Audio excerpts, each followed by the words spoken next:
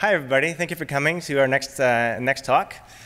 We have the pleasure of hearing Shawn Buckley talk to us about health products in Canada and the battle that is happening with the government of Canada right now.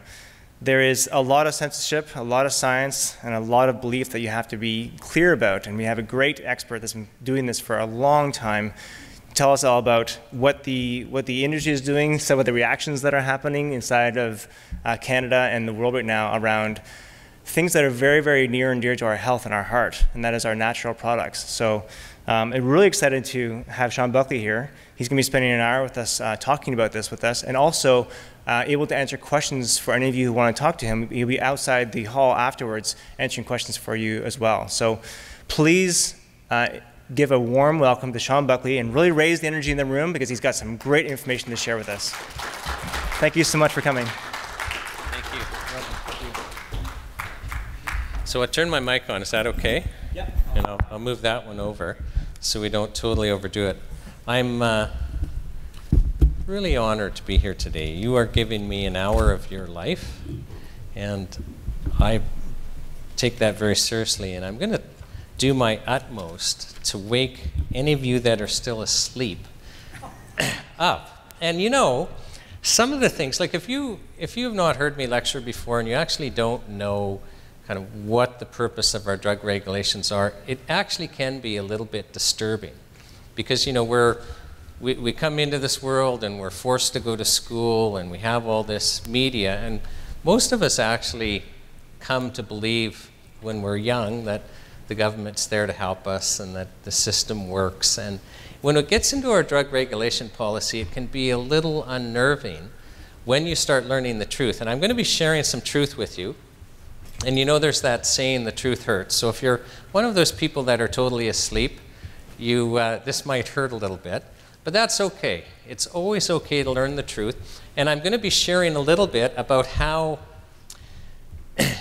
our drug policy actually depends on censorship, and I'll explain that in the lecture. And so I'm hoping that at the end of the lecture that you might become one of these people that will no longer sit still and allow the government to hide truth. Now, I want to explain this photo. I'm really quite happy about the photo. And as I'll explain, I'm happy because it's part of a scientific experiment that the NHPPA became involved in. You know, when you're going to introduce a novel chemical as a drug into the Canadian population, you have to do safety studies. And part of the safety studies is actually animal testing. So what you do is you slowly introduce small amounts of the new chemical into animals, and you keep increasing the amount until you start getting adverse reactions, including death. And as it turned out, the truth is a powerful tonic. And we actually became concerned that with this lecture we'd be giving you a lot of truth and we weren't sure if it was safe. So we decided to do an animal safety study. So we got a warren of rabbits and we started delivering this lecture, and we're measuring how much truth is being given, and we waited until we got an adverse reaction. And it was this little guy at the front. We got to that point where we were explaining some of the upcoming changes that Health Canada had, and you know, clearly had an adverse reaction. And so what we do then is we calculate the body mass of the animals and the body mass of humans to try and figure out how much truth we can deliver to humans. And we think we have it right, but I'm leaving that photo up. I'm leaving that photo up actually for your safety, because if I see any of you starting to look like that rabbit, I'll know to back off a little bit. So I think, yeah, and I just got that in the front. So let's press on then. And let's open some eyes. Now, I wanted to ask what our drug regulation policy is for. And so we've got drug laws. And basically what these drug laws do, just in the most simplest terms, is in Canada, every treatment is illegal. That's the starting point. Whether it's a chemical treatment or whether it's a natural treatment, our drug policy makes everything illegal. And then the only treatments that you can have access to are treatments that the government grants permission to be on the market. So that's in the most basic terms, how our drug policy works, is everything's illegal and you can only have access to things that the government grants permission to be on the market. And then we've got Health Canada and the police and the courts to enforce this, to make sure that you don't have access to anything that the government doesn't want you to have access to. And so my question is, just for the audience, is why do you think we do this? What's the end goal? I mean, is it good health outcomes? Is it to protect us? I'm just curious if anyone has any thoughts. Yes? Protect the pharmaceutical industry. Okay, so protect the pharmaceutical companies. Yes, okay. Any other thoughts? Pretty much it. That's pretty much it. Now, you know that if we just went out onto the street, though, right, and we asked the average person, we would actually get the average person telling us, oh, our drug laws are for our safety. Like, most people think that actually if Health Canada hasn't vetted something, that truly it shouldn't be on the market. I mean, I started my road, my journey with that belief. And it's funny the ways I've gotten educated. I was running a trial years ago where there was a Health Canada inspector on the stand, and I'm cross-examining this Health Canada inspector. And when you're a lawyer and you're cross-examining, you know where you want to go, and you're asking questions, to box them in so that they're going to have to give you that final point. And I hadn't got to the final point yet, and I asked this question of an inspector that I just assumed I was going to get a yes. And it was something like, well, the purpose of Health Canada is to protect the health of Canadians. And I'm expecting a yes. And this inspector says no. And so I kept asking questions. And the inspector explained to me quite correctly, and I no longer, now I understand, no, the purpose of Health Canada is not to protect the health of Canadians. It is to enforce the Food and Drug Act and regulations, the law. And that's actually true. Parliament's passed the Food and Drug Act, the government's passed regulations, drug regulations, and Health Canada is the administrative and enforcement arm. They're not there to protect your health. They are there to administer and enforce the law. So this inspector was actually just being honest. But you see, when I asked you guys, well, what are our drug laws for? I would protect pharmaceutical companies. But I saw surprised faces when I told that story about why Health Canada was there. So see, even people that are already skeptical, we still actually believe that maybe the bureaucracy is there to protect our health, right? No, it isn't. And our drug regulation policy, this model that we have where everything's illegal and we can only have access to what the government grants us permission to have, is actually designed to protect intellectual property rights. Full stop. It's all about money, and I'll explain to you how this works.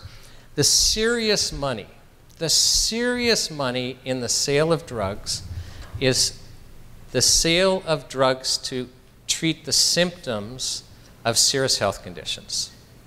Not cure, because we're not in a curing model. We're in an allopathic model where we treat symptoms, we don't actually cure illness.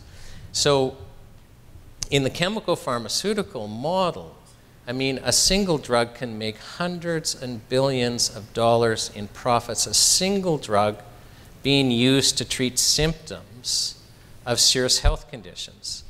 And yearly in Canada, I mean, the amount of our public and private budgets that go into purchasing chemical pharmaceuticals is astronomical. It is astronomical. But how does this work where I'm telling you, well, the whole idea is to protect intellectual property rights? To get approval to treat a serious health condition in Canada, you have to go through a process that's called the New Drug Approval Process.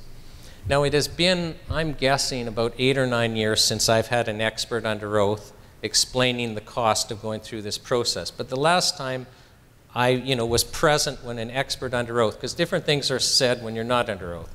But under oath, it was explained that, on average, it's $1 billion. Okay, let that sink in for a second. $1 billion.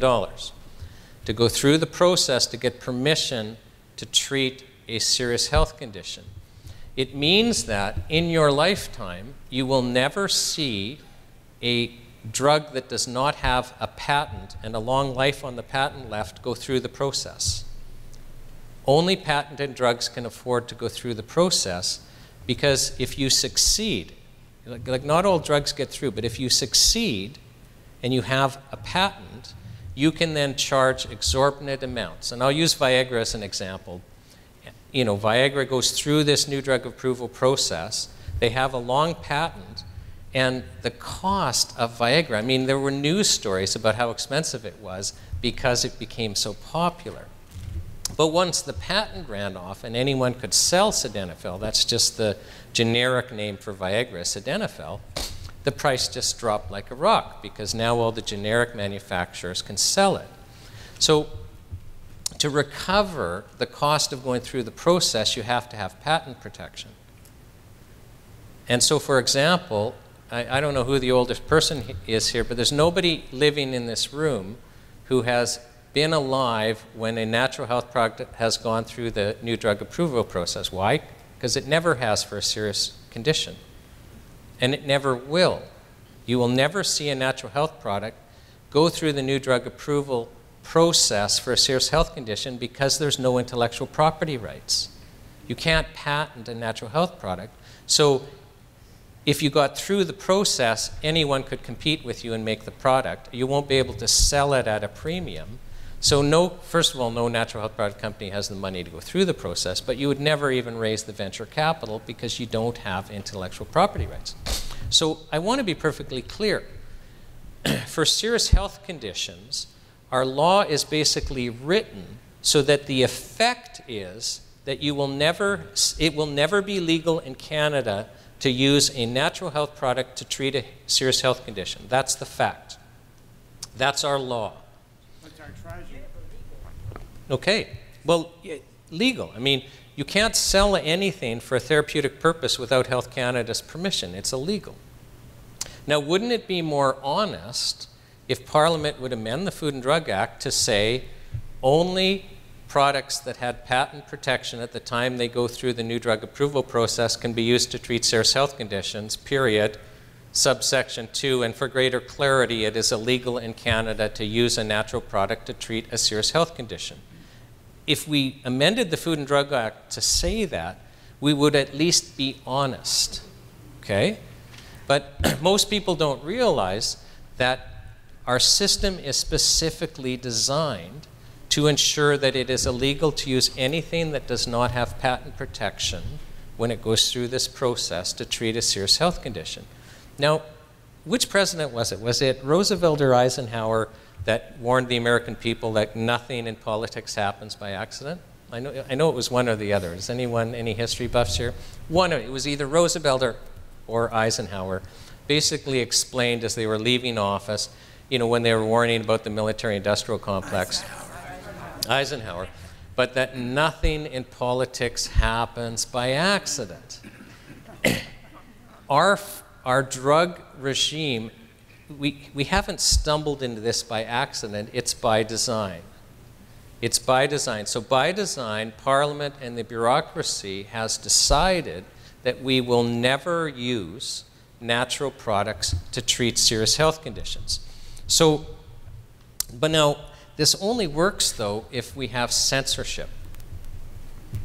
And let me explain why censorship is so important. So like, imagine everyone, we all come down, everyone in this room, with the same serious health condition. And we are suffering. We all go to our medical doctor, and the medical doctor says, hey, you've got this condition, and I'm going to prescribe to you this chemical pharmaceutical drug, and it will address the symptoms. Understand, you're never going to be healthy again, because this isn't going to cure you, but we'll manage the symptoms. So the issue now is how unwell you're going to be. And, oh, by the way, there's some side effects. Some people die. Like one of the side effects is death, and there's some other serious ones. So some of us in this room won't survive, and some of us are going to have very serious side effects.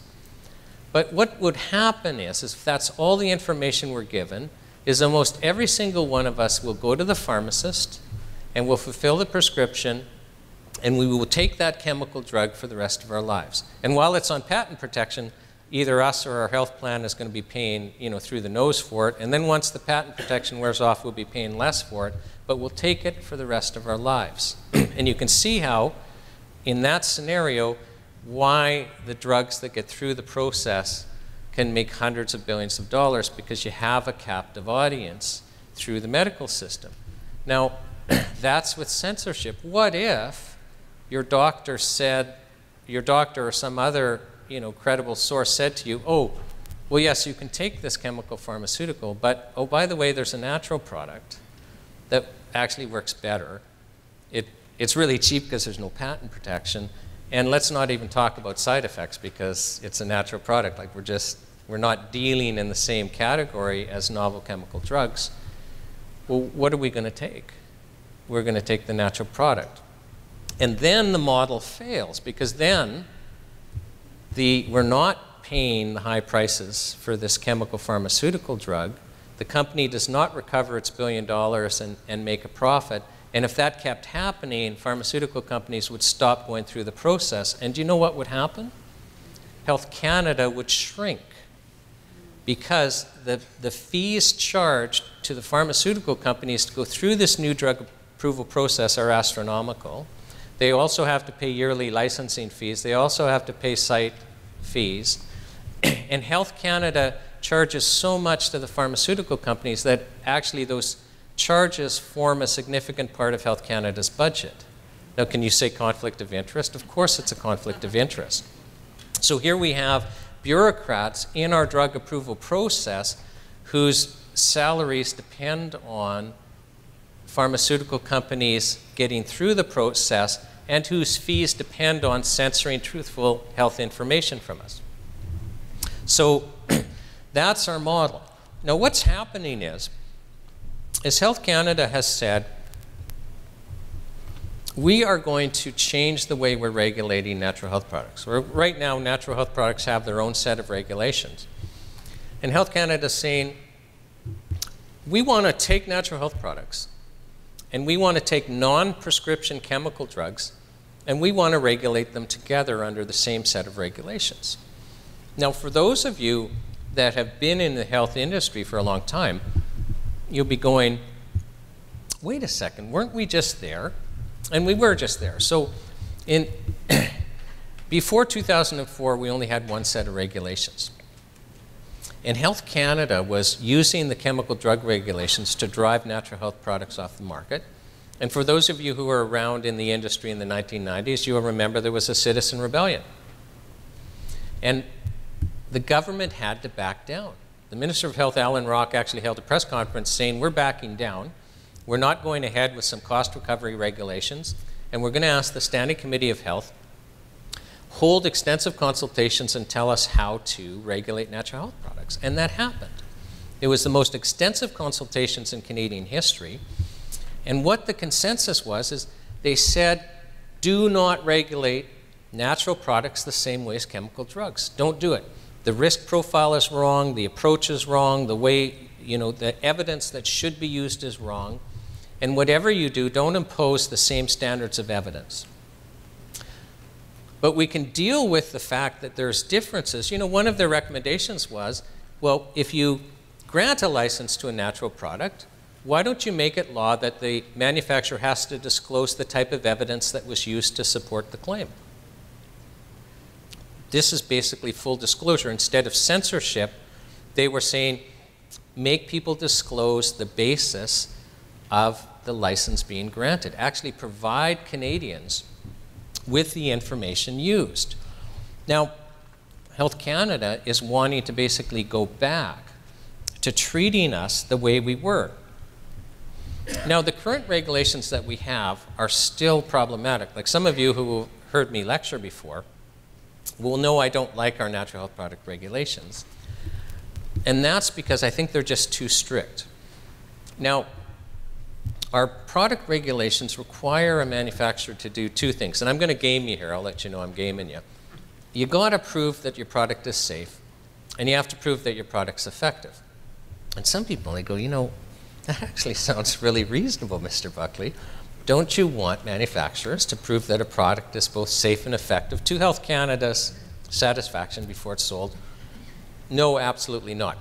And I'll deal with the effectiveness later. But on the safety front, I actually think that in requiring manufacturers to go through this process, we're actually driving products off the market, we're forcing them to be dumbed down, and we've actually already cost lives with our regulations. why do we need to prove safety? And let me just give you some context. So I had made a request several years ago under the Access of Information Act to Health Canada, and I said, will you please provide me with all the information you have showing that natural health products have caused any death? And I asked them to go all of Canadian history, back to 1867 when we became a nation. And they quickly got back to me and they said, well, we can't go back that far. We don't have rigorous records. But they said, we do have rigorous records since 1965. So in response to the thalidomide disaster, Canada imposed a very rigorous adverse reaction system. And they said, we've got really good records of any adverse reaction reported since 1965. And I said, fine, let's just go back to 1965. Do you know how many deaths they were able to point caused by natural health products? Zero. Okay, 0 deaths. Let's compare this with acetaminophen. That's just the generic name for Tylenol. Probably everyone in this room has acetaminophen in their house. Some people are shaking their heads, but most people will, and some people likely have it in their purse here. It's so common. Now, acetaminophen, if I have my stats right, on average in Canada, kills 1 person per million of the population per year. So there's 36 million of us. This year, we should expect 36 deaths caused by acetaminophen. So if we were to take a 2-week use of acetaminophen, so just any 2 weeks this calendar year of Canadians using a single product, acetaminophen, that is more dangerous than all of the natural health products going back to 1965. It's not even in the same ballpark. And those of you who've heard me lecture, I mean, I love to use peanut butter as an example, because peanut butter kills people every year. And it kills some of the most vulnerable, like infants and toddlers, right? So peanut butter, a 1-year use of peanut butter in Canada is so much more dangerous than all of our natural health products. Everything you could buy in a health food store, everything used by natural health practitioners, going all the way back to 1965. Peanut butter is so statistically more dangerous that it's not even fair to compare them. And if I was to say to you, if Health Canada was to come to you and say, as a taxpayer, we need to set up a bureaucracy. We're going to spend billions of dollars, we're going to impose billions of dollars of cost on the peanut butter industry, but we need peanut butter manufacturers to prove that their product is safe before it's sold in the grocery stores. We'd say, are you nuts? No, we would. We'd say you're nuts. And it's not that we're discounting that people die from peanut butter, but it's just the deaths are so few. The deaths are so few that the cost isn't justified. And yet, you know, if we were to bring in 1,000 people off the street, I would have a heck of a time convincing them, well, it's crazy that you would have to prove a natural health product is safe before it can be sold. And yet, the risk comparison you can't even make.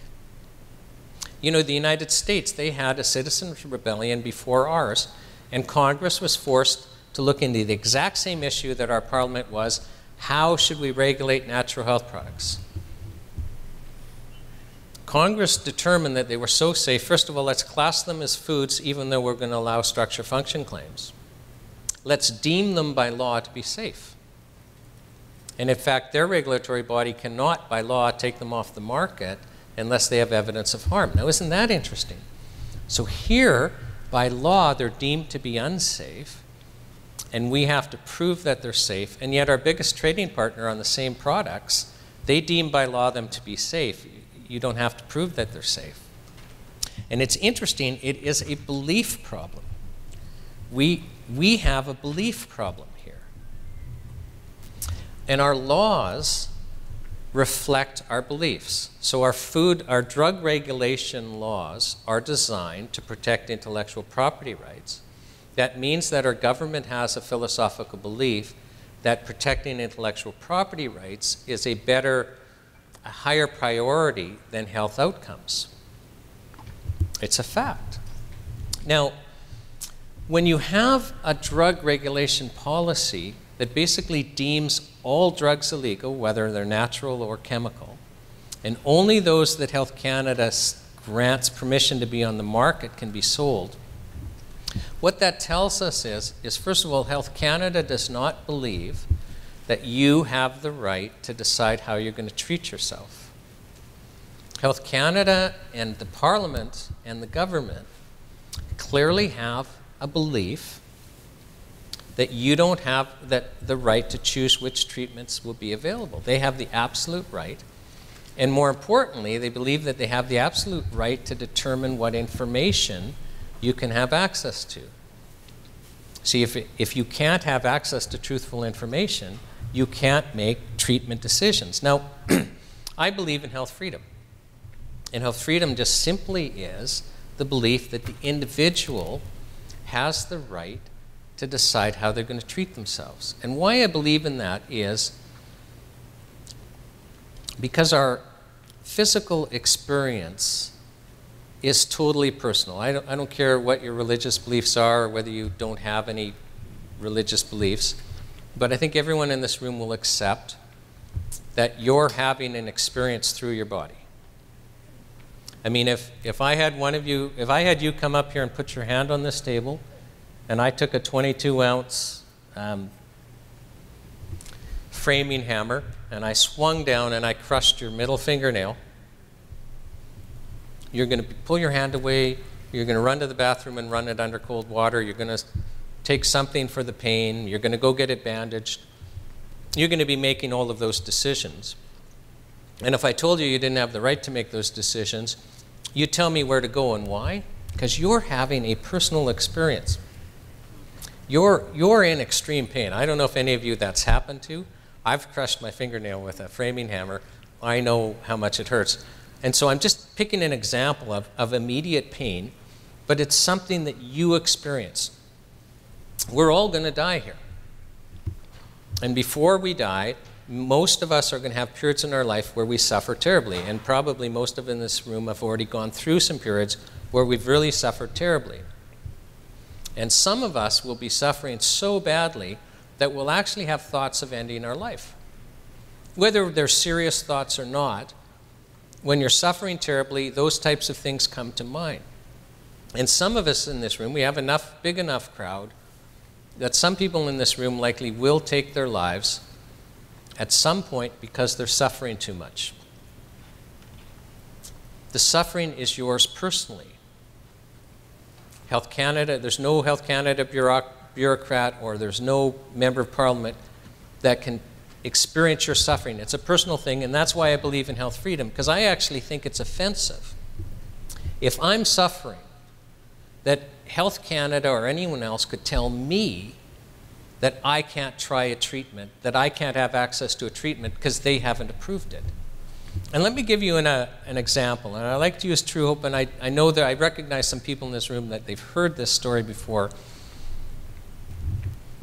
but it's so powerful on the issue of health freedom. So for those of you who don't know about True Hope, they have a product to treat bipolar disorder called the Empower Plus. It's literally just vitamins and minerals. And the company was started by two men. One was a property manager, one was an animal nutritionist. The property manager's wife had bipolar disorder and she committed suicide. And two of his children had bipolar. His one daughter, Autumn, she was married and out of the house, and she was spending about half of each year involuntarily committed to a psychiatric ward. And so what would happen is, as her behaviors would just get out of control and she'd become suicidal, she would be involuntarily committed, and they would put her on a drug cocktail that would so dope her out that she couldn't function. And so she would have to stay in the hospital until she acclimatized enough to the drug that she wasn't like drooling on herself all day, just half the day. And you'd get sent home, still couldn't care for yourself because you're so doped out. And then at home, as time went on, you become more and more acclimatized, so you're getting doped out less, and then the behaviors return, and then the suicidal behavior returns, and then she'd be involuntarily committed, and they would give her another drug cocktail that would dope her out, and it was kind of rinse and repeat. That was her life.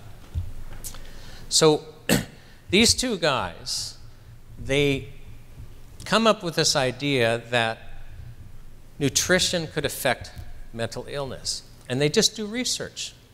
What vitamins do you need? What minerals do you need for optimum mental health?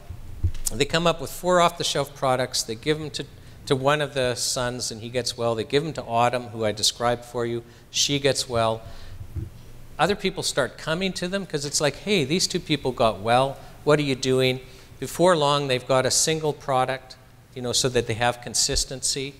And they've got a whole bunch of people coming to them that they're managing. Now, the people that first came to them were like Autumn. They were the people that were in and out of psych wards, that the doctors on all of the Health Canada approved drugs, they couldn't function.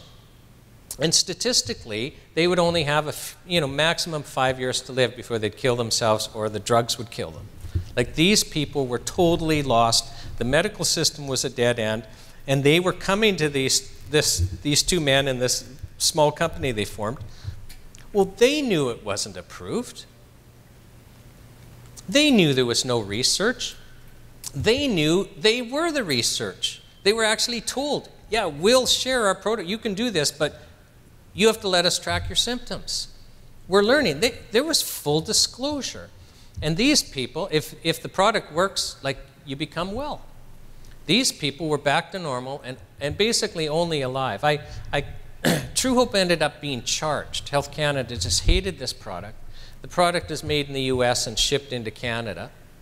And Health Canada, because they wouldn't stop selling, seized some shipments at the border and started turning shipments away, telling the border services, you turn these shipments away.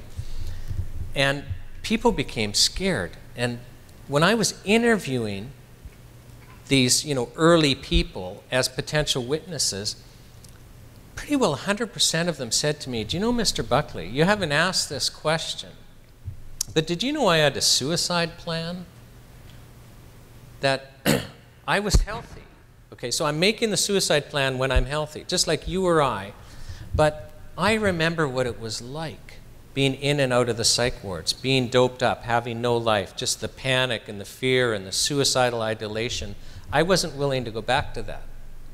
So while I was still healthy, I was going to kill myself. So if I ran out of the product, I was going to kill myself before I got well.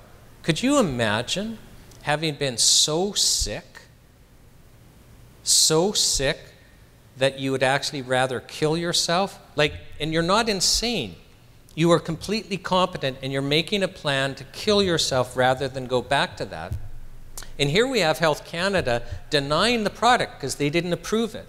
And they have doctors and they have psychiatrists begging them, you let this product across the border. They had Ron Lachenesse, who was the president of the Alberta branch of the Canadian Mental Health Association, holding public press conferences saying there's going to be suicides. You better let this product across the border. And then he started holding press conferences every time there was a suicide of Canadian Mental Health Association member. I called him at the trial. He testified about the suicides. And the court acquitted True Hope, saying, you were breaking the law. You were selling without Health Canada approval, totally illegally. But I can't convict you because it was legally necessary for you to defy Health Canada so there wouldn't be more deaths. So, but Health Canada, and this was the trial where the Health Canada inspector wouldn't agree with me that Health Canada was there to protect your health. They're there to enforce the law, and they were breaking the law. Now, at that trial, I called a psychiatrist as a witness. I had to subpoena him. There had to be a court order to get this guy on the stand. He teaches psychiatry at Harvard Medical School in Boston, and he's an expert in chemical pharmaceutical drugs. So he actually was the founding editor and the editor for the first 10 years of the Journal of Child and Adolescent Psychopharmacology, which is a journal that publishes research on using chemical pharmaceutical drugs to treat mental illness in children and adolescents. He is an expert in using the chemical pharmaceutical drugs, but he's also an expert in Empower Plus because reluctantly one of his patients got on it and got well, and then he let another patient who he just simply couldn't manage at all on the drug cocktails, and she got well. And then he started allowing other patients, giving them the option. And before he knew it, half of his patients were on Empower Plus, and he was an expert. So I asked him on the stand. I actually have to tell you a funny story. So I asked him on the stand, if you got bipolar disorder, what would you do? And that's a totally improper question, like in a court. And the Crown didn't object. But the judge stopped me and said, you know, Mr. Brown, who was the Crown, like, are you going to object to this question? And the Crown stands up and says, well, you know, I could, but I actually kind of want to know the answer. And the judge said, I do too. So then, you know, with that interruption, I got to ask the question again. And I'm going to read to you. This is from the transcript, word for word, my question and his answer. And this speaks to health freedom. This speaks to health freedom. So this is the question to the psychiatrist. Okay, so you can't tell us what you would choose for a patient, but I'm going to ask you, if you came down with bipolar, what would you do after you got over your panic? Question. And the reaction to your question, I actually probably would choose EM power. I know the trials aren't there, but I've seen it. And I think, given the choice between committing myself to a lifetime of lesser stability and mental fogging, I would first want to try EM Power Plus. Now, when he says, I know the trials aren't there, he's talking about the double-blind clinical trials that you need to get drug approval. This is a drug approval expert. He's a journal editor. He publishes research. And he's saying, I know the trials aren't there. I know there's no way they'll get government approval. But I've seen it. He's seen it in his patients. He's seen lives turned around. This is anecdotal evidence that the government says you and I can't rely on and that nobody can be told about. So he's saying, I know the trials aren't there, but I've seen it. And rather than committing myself to a lifetime of lesser stability, remember I gave you that hypothetical, you know, we have a serious condition and we'll never be well again? That's people with bipolar on the approved medications. So rather than committing myself to a lifetime of lesser stability and mental fogging, if you read the whole transcript, he made a point of saying, you know, when these patients got well on EM Power Plus, 100% of them sat me down and explained to me how much of a mental fog they were in under the chemical pharmaceuticals and just how amazing it is to be able to think without the fog. And he says psychiatrists have dramatically underestimated just how much of a fog, how much of a push down the approved drugs are. Now, this is health freedom. I'm not opposed to the government approving drugs. And, you know, I remember a couple of years ago, I think it was, if not this health show, I think it was Total Health, you know, skeptics groups used to come and try and interrupt my lectures. And one of them, you know, is asking questions like, surely to goodness, nobody should be allowed to take a drug that Health Canada hasn't approved. There are people out there that think you should only take drugs that Health Canada's approved. Well, you know what? Great. If they don't want to take a drug Health Canada hasn't approved, they don't have to. Where I part ways with them is where they think they have the right to tell me that I can't take something that Health Canada hasn't approved because that just, nobody has the right. Just like, you know, if I smash your hand with a hammer, I don't have the right to tell you you can't go run it under cold water. Let's just wait for that phone to be turned off. I'm trying to turn it off. Yep. Thanks. So, now, do you know that it is, I've read you this, you know, question and answer, this psychiatrist. Did you know it's illegal for the company True Hope to share that with you? It's actually against the law. True Hope could not, you know, give you a copy of that transcript because it would be to promote the sale of their product. So it would be making a health claim that isn't allowed. There's about, I haven't checked, but there's about 40 peer-reviewed research publications on EM Power Plus. And it's all government funded, and not just in Canada. I think there's 3 or 4 different countries where the governments have sponsored research into this product. It's illegal for True Hope to share with you that research. Isn't that amazing?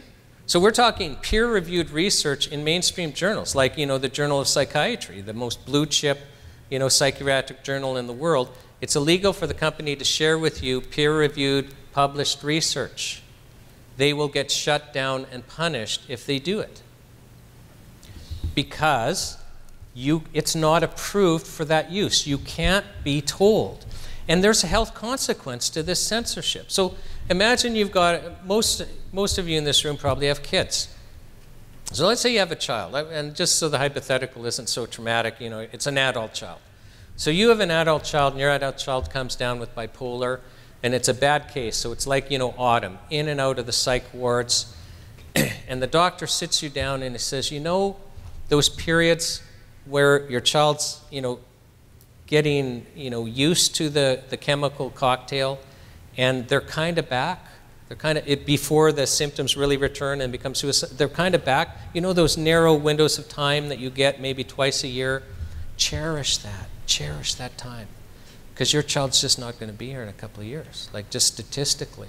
And you're now broken, like what do I do?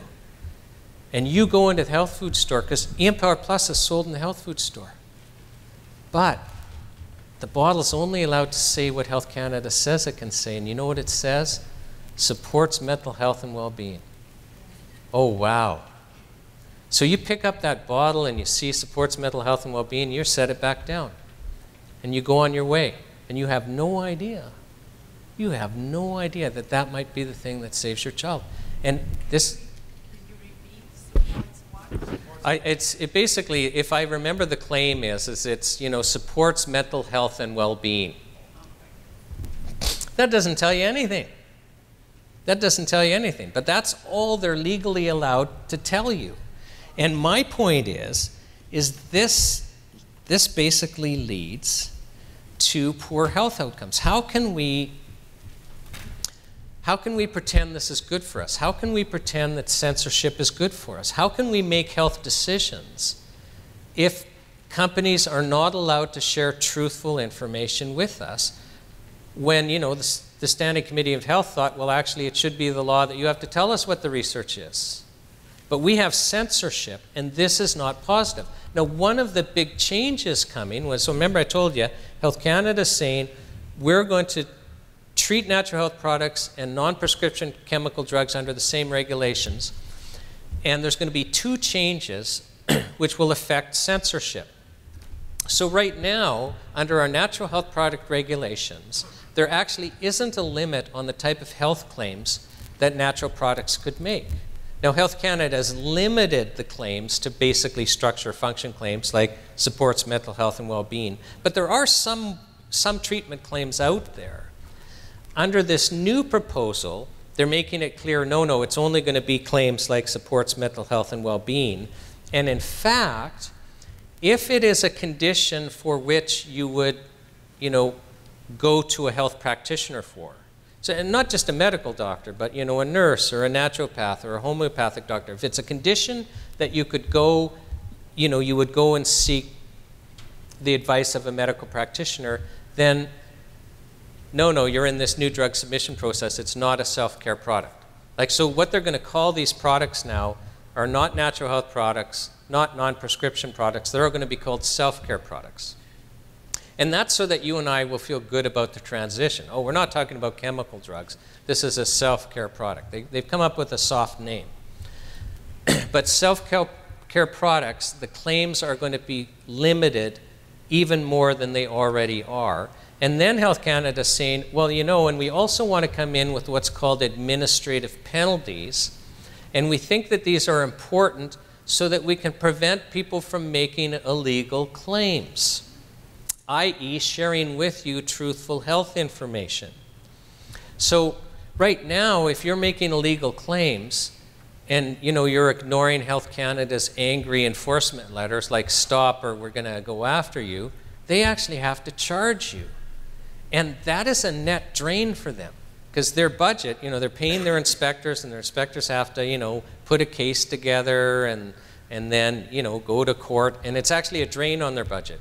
But administrative penalties, they basically just write you a ticket. You never go to court. You don't get due process. You just owe Her Majesty the money that they levy. So now actually going after you for censorship pays their wage. So administrative penalties, bureaucracies love them because whenever administrative penalties are given to a bureaucracy, the enforcement arm of a bureaucracy grows 100% of the time because they actually use the tickets to pay their salary and then they can hire more people. So now you're a company, instead of getting a letter and you're, well, are they going to take me to court, are they not? They just basically, here's a ticket for $1,000. Here's a ticket for $1,000. Every day they can just keep fining you and just crushing you. So that's one of the mechanisms that they're going to bring in for censorship. Now, this is being done, according to Health Canada, to protect your health, because obviously we can't have you getting truthful health information. But they also want to harmonize the standards of evidence. So right now, for example, under our natural health product regulations, you can use traditional evidence to support a claim. So let's say, for example, scurvy became a problem again. You guys remember what scurvy is? Like back when the ships were crossing the ocean, sailors and people were dying because they weren't getting enough vitamin C, and they didn't know that's what it was. But just trial and error, the British Navy found that if they fed their sailors limes, that they wouldn't get scurvy, and hence British sailors were called limeys because they're eating all these limes. Now, for whatever reason, let's just say scurvy became a problem again, and we all got together and formed a natural health product company, and we came up with a lime extract that was going to treat scurvy. Well, we would never get through the new drug approval process because we wouldn't be able to raise the money to do that. We'd never get through the process. We wouldn't have the money. So a pharmaceutical company could come up with a patented chemical that would treat the symptoms of scurvy and get through the process, and that would be the only drug available. Except right now under our natural health product regulations, you can use traditional evidence. So we could actually use the British Navy records and traditional references to show that limes treat scurvy and get approval. But they're going to repeal those regulations and basically say, no, if it's anything serious, you're going to have to go through this new drug approval process. So we're basically tightening the screws, but this is being done for your safety. Okay? It's being done for your safety. And Health Canada's actually, and this is Orwellian, is they've come up with this meme of failed efficacy.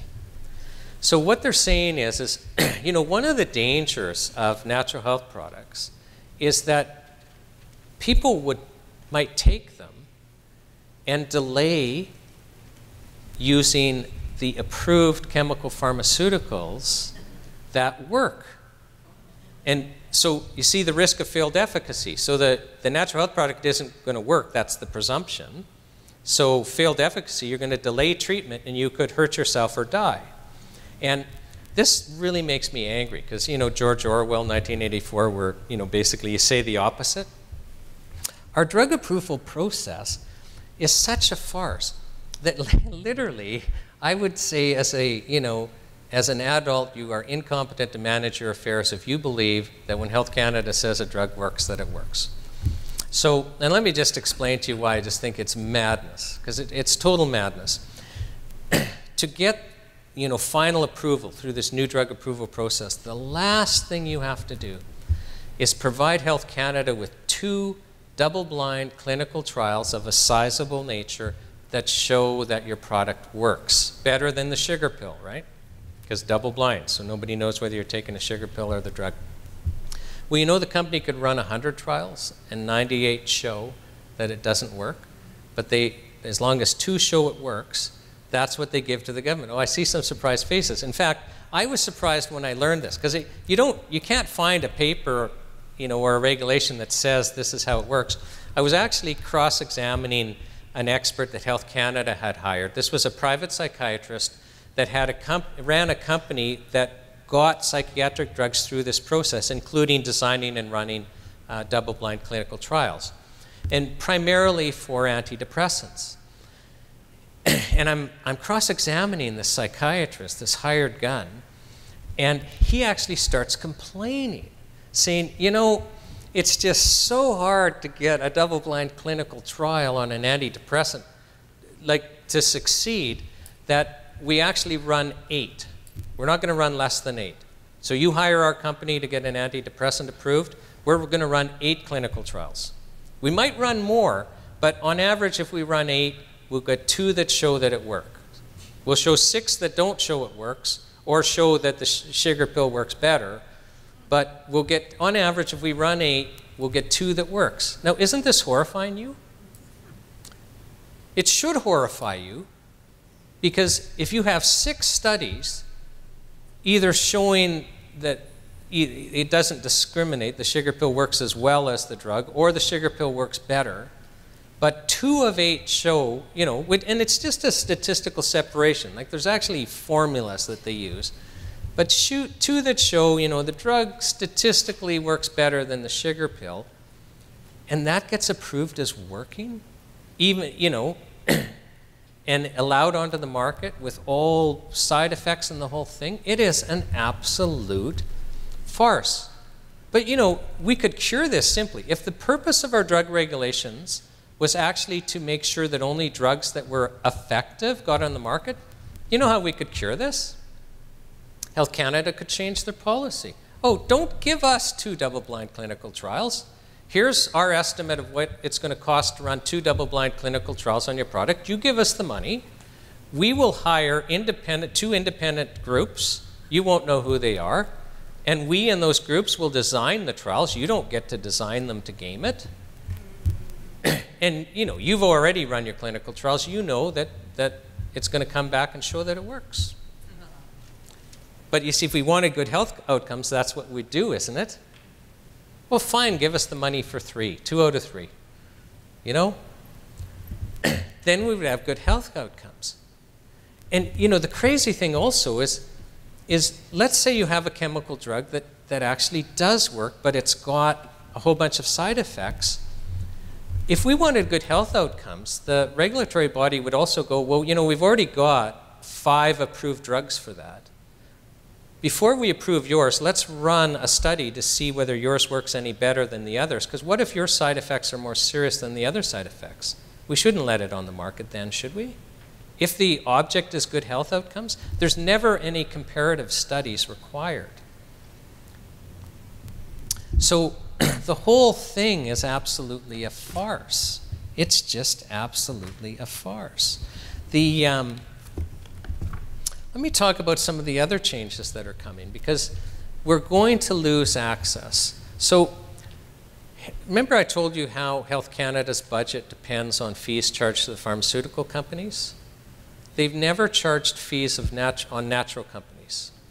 They threatened it and actually came out with a fee structure. This is probably about 8, 9 years ago, and the industry went crazy. Like, I actually had medium-sized companies making it clear to me, we'll go out of business if this fee structure is imposed. But Health Canada is saying, you know, when we harmonize, we can't not charge the natural companies the same process, you know, the same fees that we're charging the chemical companies. So they're making it clear we're going to have cost recovery. We're going to be having these administrative penalties, not just for censorship, but for any violation. And so what we're going to have is we're going to have increased inspections, and we're going to have, every time there's an inspection, you find 1 or 2 violations. It's just like, I don't know if anyone here has been audited by Revenue Canada. I know I have. It doesn't happen without them finding a problem and you getting fined. Just, you know, it doesn't, even if it's just a minor thing, right? I got audited and they said, we owe you money. And I got fined for a couple of things. It was a beautiful experience in every way.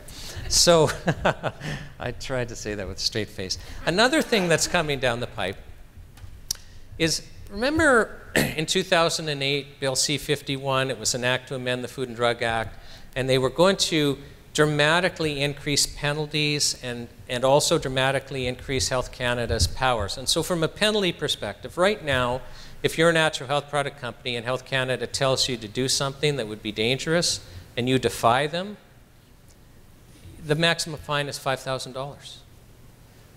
But for chemical pharmaceutical companies, it's $5 million a day for every day that you're in violation. Now, this is a big difference. Now, if you're Bayer or Pfizer, $5 million a day is nothing. Like, it's nothing. But I don't know of a natural health product company that could survive that. Now, we all fought against Bill C-51, and the government backed down. But the powers And the penalties are now in the Food and Drug Act, only they don't apply to natural health products. And they came in through Vanessa's law, which most people supported because Vanessa's law actually was very positive. It was going to require disclosure of clinical evidence things and to the public and things like that. But it brought in these powers, but they don't apply to natural health products. But with the changes, Health Canada is saying, well, we want to make these powers apply to natural health products. So we're going to find ourselves in a situation where nobody will be able to defy Health Canada. You know, we just had Dr. Rona here speaking before me, and I remember when Health Canada was taking natokinase off the market, he was a vocal critic. Now, do you guys remember any natokinase? Okay, so natokinase is an enzyme made from soy, and it acts as a blood thinner.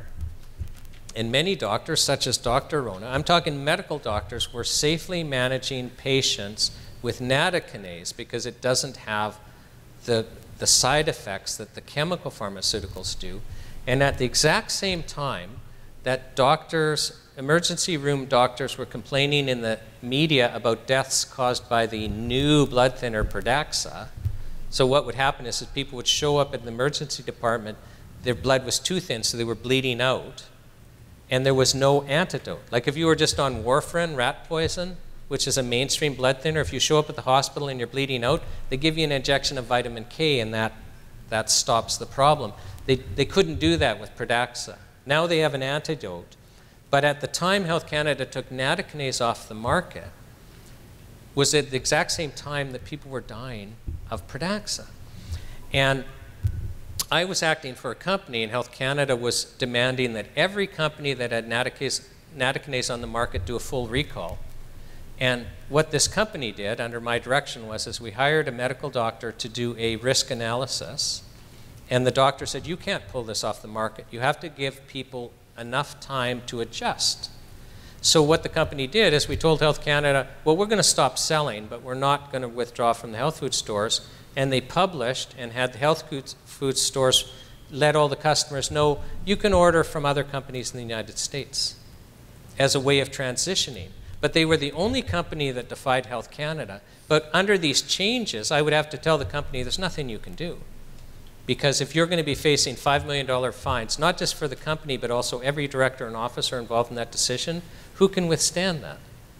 Right? So we're entering a situation where they're just simply going to have too much power. And so these changes are coming down the pipe. Sadly, these changes are not we're not going to have much notice. So under Bill C-51, it was a bill in Parliament. It has to go through first reading, it has to go through second reading, it has to go to committee, it has to come back for third reading, and then the same thing happens in the Senate. We all had lots of time to respond. But these changes are going to happen by regulation.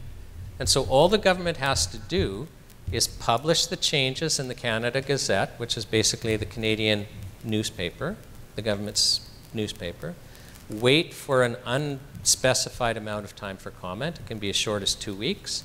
Republish them, and then their law. We'll have almost zero time to respond.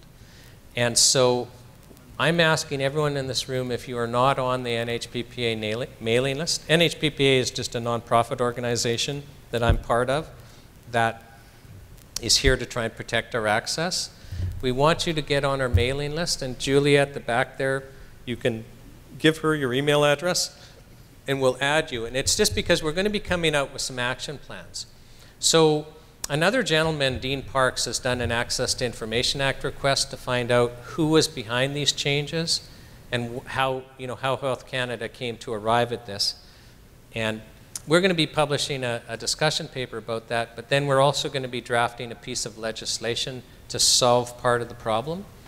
And once we kind of do a call to action, we're going to need people to respond. And if you're not on our list, we can't get you to respond. And then we'll also ask, whenever we do ask you to do something, that you also involve your network so that it gets networked. So I see by the clock on the wall that it's 4:16, so I should stop. We do have another speaker coming into this room in 15 minutes. So until that person's not here, so I'm going to keep taking things. Now we have we've prepared a discussion paper that outlines these upcoming changes, and there's a stack of them on that back chair there. I will take questions if you want until somebody shows up, and then, you know, if we get kicked out of the room, we'll just go outside and continue our dialogue. So you had a question at the front. How is all this connected to the new Marijuana Cannabis Act? Okay, so the question was, how is this connected to the new Marijuana Cannabis Act? And I actually think there is not a connection. So they're not going to be regulating what's going on in the cannabis industry? Well, now, no, they're not going to be changing regulation of the cannabis industry by this. So, I mean, we're... But are they going to be subject to the Health Canada Act? Yes and no. So for example, things that they're allowing now, such as CBD oil, will be regulated as self-care products. And so, you know, any cannabis products that will be allowed to make the milk toast therapeutic claims will be subject to this self-care framework. And if they're going to make a serious health claim, they have to go through the new drug approval process, which we won't see for something that anyone can make. So it'll have to be something tweaked so that there's patent protection, right? Apparently 200 active ingredients in the cannabis plant. Oh, listen, the number of cannabinoids and terpenes in cannabis, I mean, it is a miracle plant, and I think, you know, as research goes forward, we're going to be really surprised by the health benefits. Is this act going to prevent it from being utilized by the public and by the industry? Speak louder, please. Oh, yeah, okay. So you mean this guy speak louder? Oh, and me. Okay, I'll speak louder. Okay. So, any other questions? So that was a cannabis. Yes, you had a question. Can you make censored information on a membership password-protected website? Okay, can you say that again? Can you make censored information available on the membership password-protected website? Okay, so the question is, and it's a question really about how to structure getting around the censorship. And the question is well, if it was a membership-protected website, can you share information? And I would say no. So, you know, let's just use True Hope as an example. So let's say they had a public website that said supports mental health and well-being, and they had another, you know, website that you had to have a password to get in. No, because Health Canada would still say you are sharing information that isn't allowed to promote the use of your product for a purpose that isn't allowed. What if you hosted it offshore? Well, it doesn't matter if you're gaming them. So for example, let's say you and I wanted to sell something that Health Canada didn't want to allow us to, but it's legal in the States. Well, if we formed a company, you know, a shell company in the States to sell it, but we're marketing it in Canada, I think a court would say you're just gaming the system. You're Canadians, you're in Canada, and you're just trying to get around our drug laws, and we would be found liable. So, but a company in the States that had no connection with Canada, as long as they weren't actively marketing in Canada, can legally, you know, sell to Canadians under our personal importation. That's the way to do it then. Well, yeah, but you can't. But it's not a Canadian company. Like if you're trying to game the law, a court's going to figure that out. Right. So, Legally, yeah. okay, question over here. How can Canadians change the law so that natural products are food? Okay, so the question was, how can Canadians change the law so that natural health products are food? And it's a great question because in the United States, dietary supplements are actually classed as food, not drug, even though they're allowed to make structure, function, therapeutic claims. It's a matter of public pressure. And I think, does everyone here know about the Charter of Health Freedom? Yes. Okay, well, if you don't, Google Charter of Health Freedom and you'll find the website. After Bill C-51, like groups from across Canada got together, like consumers, manufacturers, pressure groups. How do we solve this problem? Because we're always reacting. And the decision was Charter of Health Freedom, which is a standalone piece of legislation which basically entrenches our health freedom rights and takes the regulation of natural health products from Health Canada and puts it in the Ministry of Wellness. So, but that doesn't address whether it's a food or a drug. But I mean, really, it's just political pressure. I mean, a lot of people wanted third category before. You had a question. Yeah. You know, Is our other speaker here? I'll vacate outside. Okay, so we're going to move outside, and I'll continue to answer questions outside.